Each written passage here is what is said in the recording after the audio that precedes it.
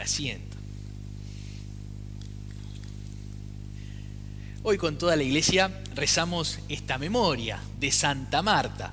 ¿Recuerdan los amigos de Jesús que estuvimos meditando a lo largo del tiempo pascual, que vivían en Betania, ahí cerquita de Jerusalén, a unos pocos kilómetros, así como más o menos queda Posada Garupá, en esta localidad de Misiones, más o menos así quedaba Betania, quizás un poco más cerca incluso, de Jerusalén. Y ahí habían 3 hermanos que eran muy amigos de Jesús: Marta, María y Lázaro. Hoy rezamos a Santa Marta, esta memoria obligatoria que encontramos en la iglesia y que encontramos en el Evangelio de hoy, donde Jesús responde con estas palabras a Marta: Marta, Marta, te inquietas y te agitas por muchas cosas, y sin embargo una sola es necesaria. María eligió la mejor parte, que no le será quitada. Marta, Marta, te inquietas y te agitas por muchas cosas. Ahora vamos a rebobinar un poco. ¿Recuerdan lo que decía San Francisco de Sales, que lo meditamos hace unas semanas atrás? A las almas que el demonio no le puede hacer caer en grandes pecados, lo llena ¿de qué? De preocupaciones, de inquietudes, de agitaciones. Lo que acabamos de escuchar. Te inquietas y te agitas por muchas cosas. Y vemos cómo se nos puede confundir incluso el trato con Dios. Si estás trabajando, estás concentrado en lo tuyo, ¿por qué le metes al Señor para que reprenda la actitud de otro? Dile que me ayude. ¿No te dan cuenta que estoy acá con todas las cosas? Tranquilo. Muchas veces en nuestra vida nos pasa algo más o menos similar. Incluso nuestra oración sale como si fuera un reproche para con Dios. ¿Por qué ahora? ¿Por qué esto? Obviamente se distingue Marta por muchas otras virtudes, como por ejemplo la fe. Si recordamos otro pasaje bíblico, ¿sí?, nos encontramos con que muere su hermano, Lázaro. Y sale Marta al encuentro con Jesús y ¿qué le dice? Señor, si hubieras estado aquí, mi hermano no habría muerto. Y Jesús le dice, tu hermano resucitará. Y Marta dice, sí, yo sé que resucitará en el último día. Pero Jesús le responde, yo soy la resurrección y la vida. ¿Crees esto? Sí, creo, Señor. Creo, no titubea mi fe, incluso en medio de la confusión. Creo, Señor. Y ahí después se produce la resurrección de Lázaro, de su hermano, ese amigo por el cual Jesús lloró, dice el Evangelio. Entonces, para ir desmenuzando, para ir desenredando en nuestra vida interior, en nuestra vida espiritual, siento muchas veces que Dios me hace estas correcciones como Marta, esa entre comillas reprensiones, entre comillas reproches, como, a ver, ¿por dónde vas caminando? ¿Qué estás viendo? ¿Siento que Dios me escucha?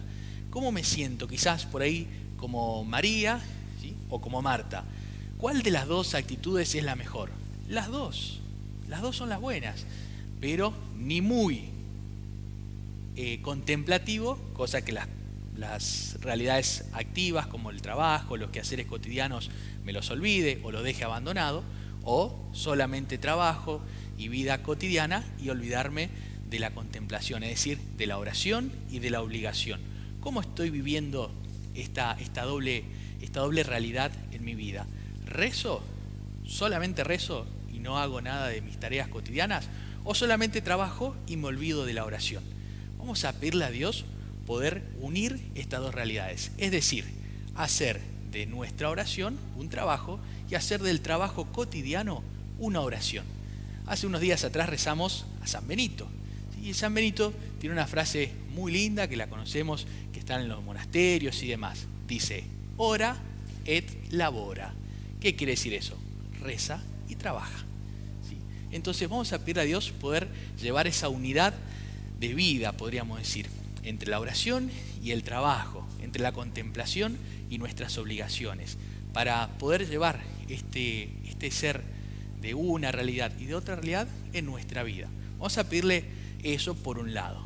Por otro lado, que nos ayude a distinguir cuáles son las agitaciones, cuáles son nuestras preocupaciones. Y podríamos poner nuestro nombre en este hermoso versículo. Marta, Marta. Podríamos decir, Pedro, Pedro. Juanita, Juanita. Te inquietas y te agitas por muchas cosas.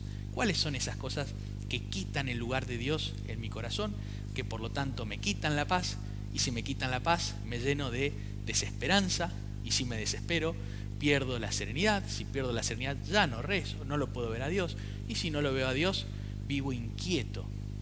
Entonces, ¿cuáles son esas realidades que tengo que pedirle a Dios la gracia de poder conocer? Y por otro lado, podríamos hacer nuestra también esta pregunta de Jesús que le hizo a Marta. ¿Crees esto? ¿Crees que yo soy la resurrección y la vida? ¿Cuál es nuestra fe en Dios? ¿Cómo creemos en Dios?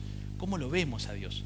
¿Me veo desde Dios con esos ojos de misericordia que me ayudan a levantar? ¿Me veo desde Dios y le entrego también las preocupaciones al Señor, como Marta, con ese dolor interior de que ha muerto su hermano y sin embargo conserva su fe en medio de la confusión, del dolor, de la angustia?